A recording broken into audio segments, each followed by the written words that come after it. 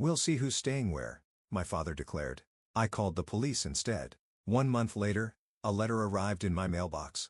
I never thought I'd have to call the police on my own parents, but there they were standing on my porch with a moving truck parked in my driveway refusing to leave. My father's face had turned that dangerous shade of purple I'd known since childhood. The one that meant trouble was coming.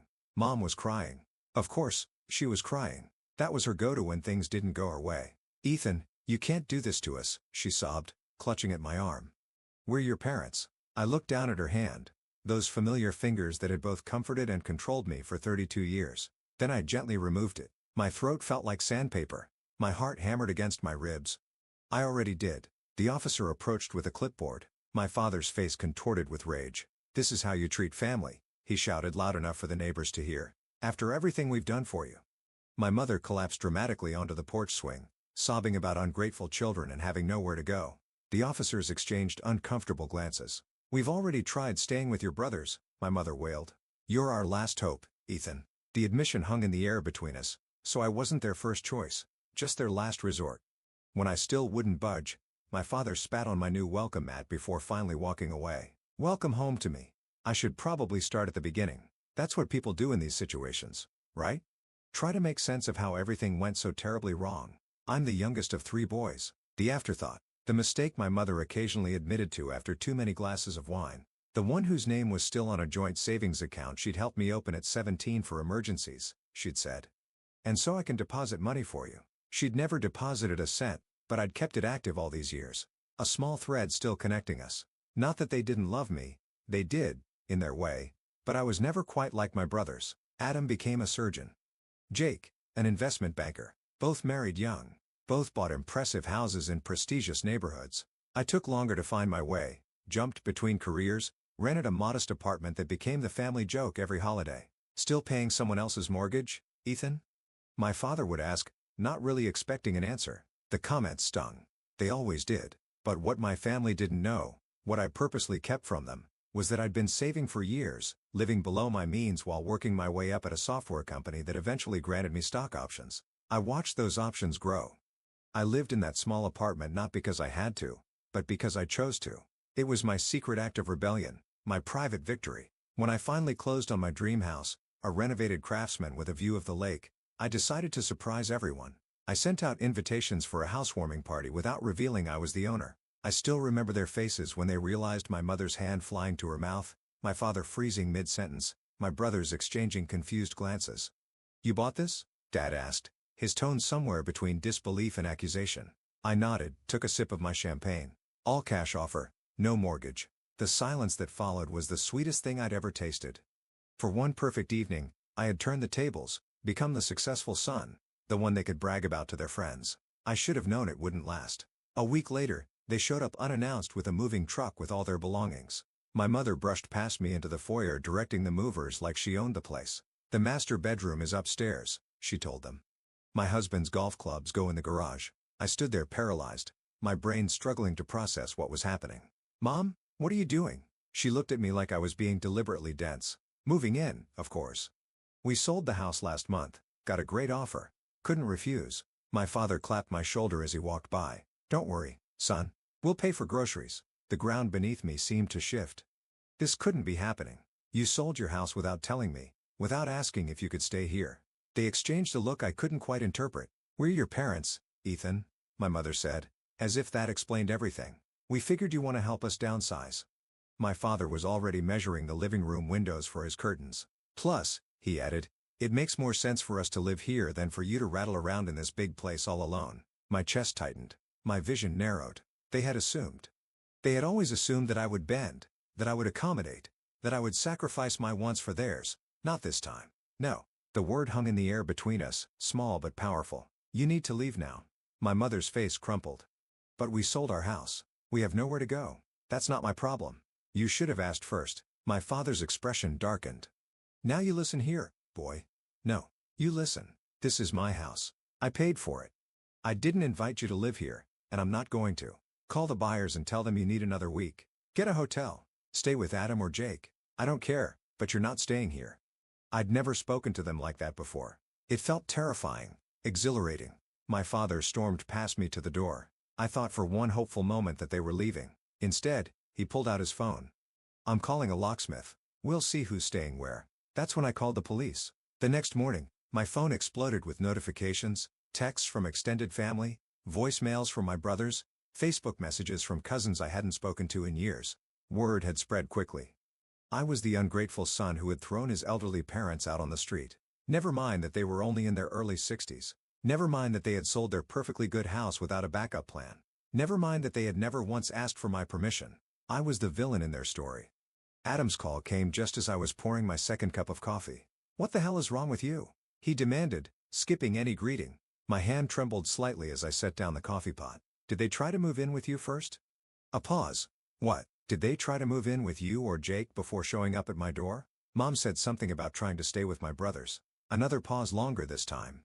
"Look," they asked. "All right," we said no. "My house is already full with the kids, and Jake's renovating." "But that's not the point." "It's exactly the point," I interrupted. "They didn't just ask you. They knew you'd say no. They assumed I'd be a pushover like always. They're our parents, Ethan. Then you take them in."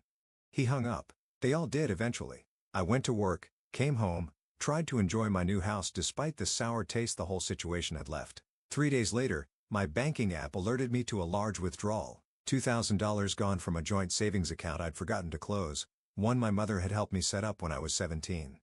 I called her immediately. "I needed a new phone," she said as if it were the most reasonable thing in the world, "and some clothes. You know how stressful moving is." My blood pounded in my ears. "You took my money without asking."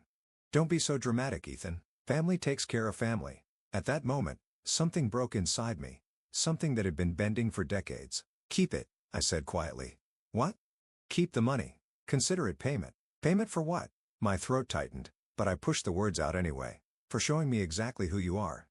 I hung up, blocked her number, blocked my father's, blocked my brother's, closed the joint account, opened a new one at a different bank. $2,000, that was the price of my freedom. Some might say it was expensive. I think I got a bargain. That night, I walked through my empty house, each room a testament to what I had built for myself, each quiet corner free from criticism and guilt and the crushing weight of never being enough. For the first time in my life, I felt at peace. My phone stayed silent. My doorbell didn't ring. I poured myself a glass of whiskey and sat on my back porch, watched the sunset paint the lake in shades of orange and pink. A message appeared on my phone, my colleague Ryan asking if I was okay. I'd been quiet at work, not myself. I stared at the screen for a long moment.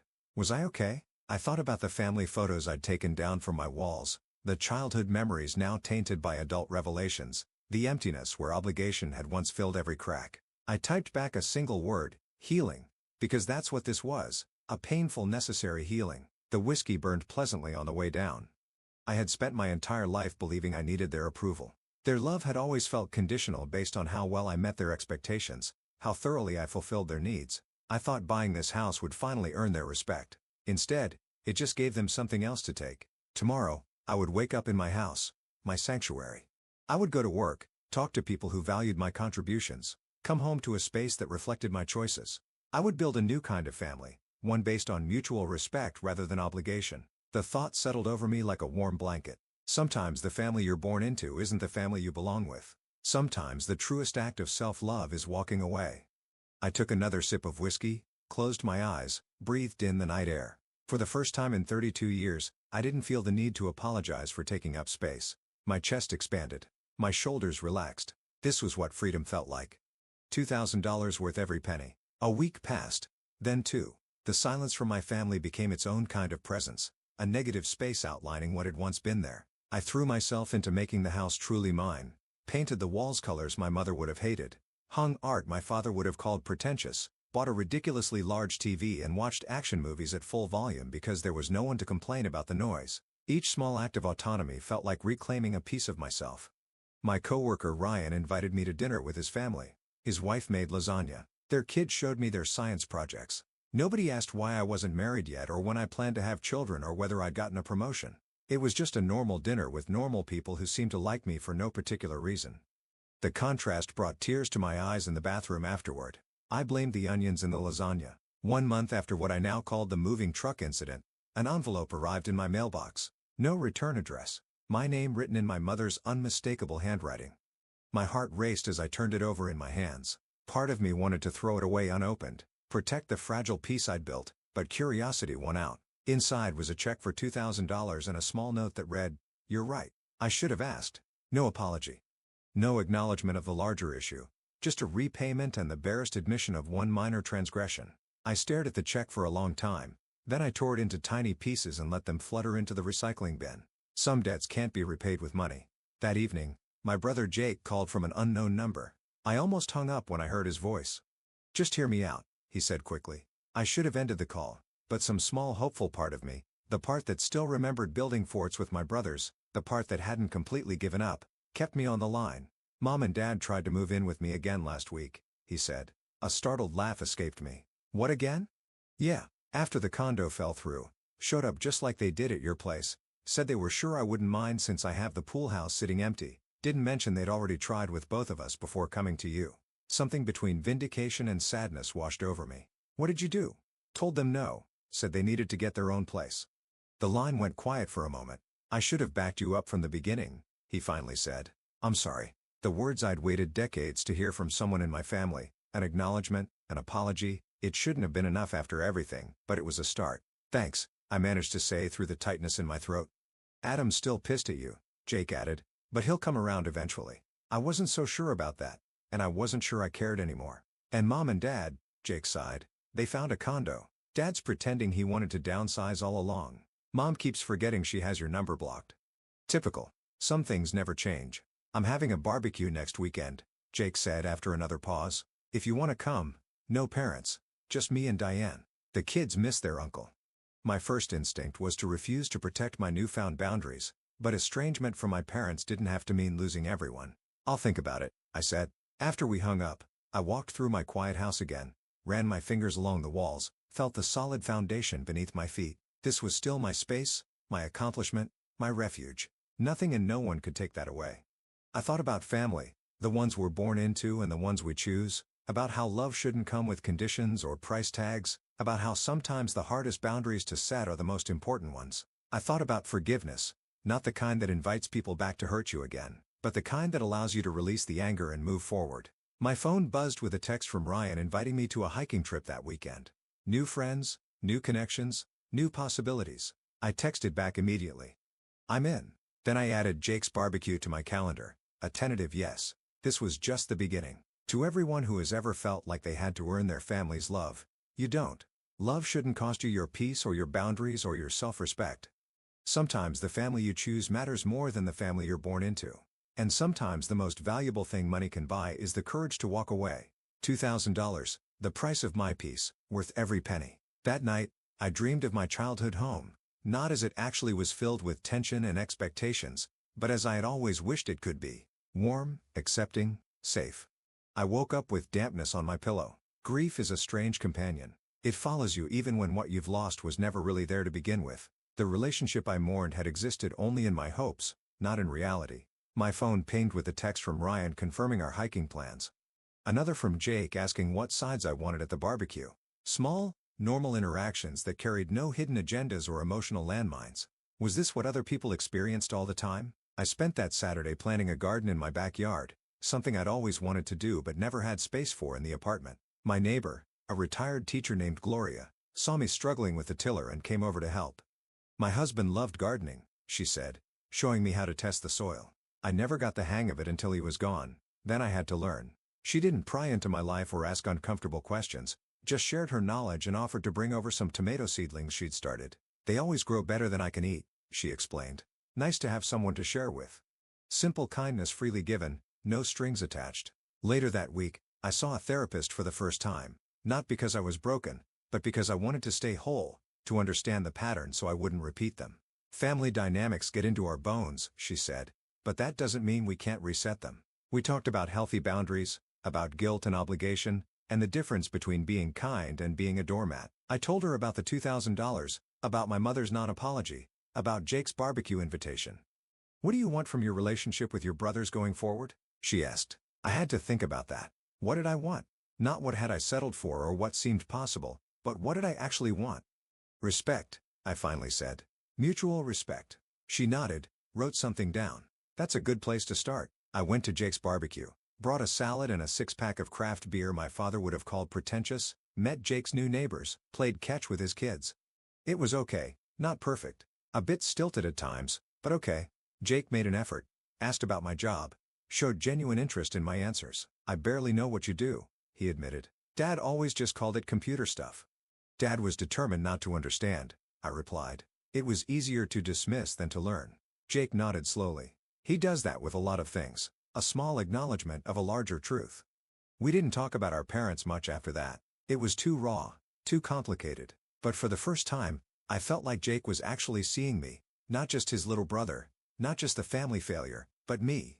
Adam was another story. He sent a text after the barbecue. Heard you went to Jake's. Ready to apologize to Mom and Dad yet? I didn't respond. Some relationships need more time and space. Some might never heal, and that was okay too.